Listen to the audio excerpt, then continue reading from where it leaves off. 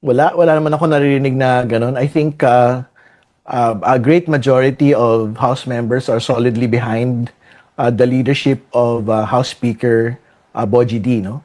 Tingin ko naman ho, I don't think there is a reason to replace him today, no? Kasi nakita naman ho natin yung kung paano din ho niya kinoconsolidate in his manner yung pong liderato po ng House. And yung mga major priority bills had been delivered by his leadership.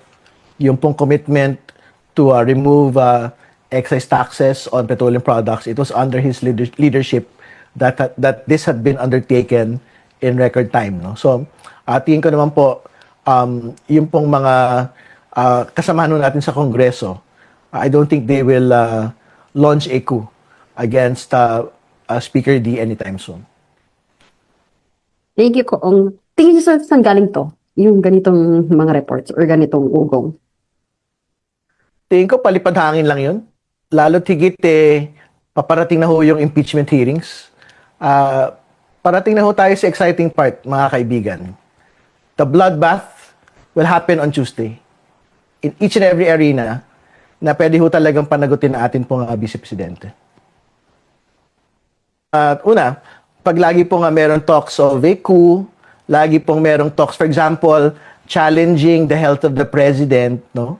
Parang, ano ho ito panggulo po ito doon sa pag-iisip din po ng mga House members, baka biglang magkaroon po ng palitan ng liderato, not just in the House, but also at the level of the President, hindi ba?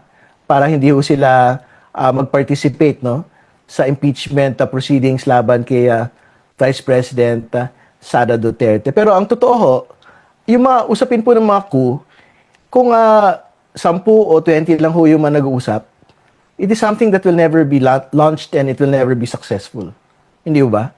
So, tingin ko parang ano lang ho yun it is basically without basis, no? Kasi if they were actually serious about the coup, firstly, hindi ho yan nababanggit without actual significant numbers, no? And mataas ho yung kailangan ma-surmount na numbers to get a majority to replace a speaker.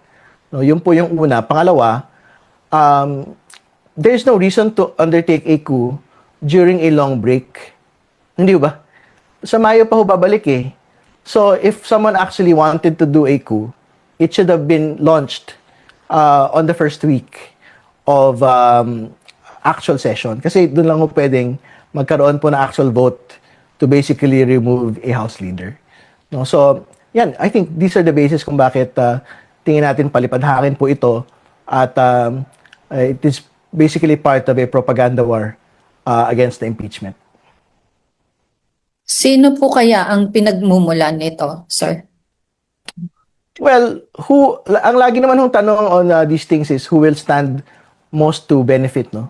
Pagka ho nagkaroon po ng ganito. Siyempre, wala pong iba, kundi po yung kampo po ng ini-impeach na public official, no? So, sila na hong bahala kung totoo ba o hindi ito pong coup rumors po na ito. But as far as we're concerned, I think it has no basis in fact.